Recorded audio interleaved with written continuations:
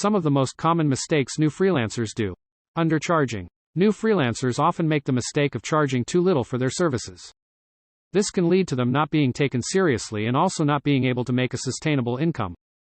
Overpromising. New freelancers may be eager to land their first clients and can often make the mistake of overpromising what they can deliver. Not having a clear niche. New freelancers often try to be everything to everyone, which can be a mistake. It's important to have a clear niche and market yourself accordingly.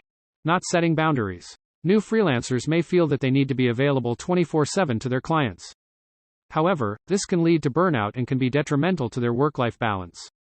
Failing to communicate. Good communication is key to successful freelancing. New freelancers may make the mistake of not communicating effectively with their clients.